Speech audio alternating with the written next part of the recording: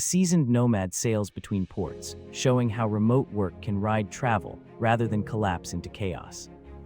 First, set a flexible daily routine anchored by a reliable morning ritual and a portable workstation that travels light. Second, harness local spaces like libraries or parking lounges at different time zones to maintain focus without fatigue. Third, batch your tasks into 2-hour blocks, schedule client calls for overlapping hours, and protect deep work with clear boundaries. Finally, document lessons from each journey, share honest tips, and inspire others to blend curiosity with disciplined progress.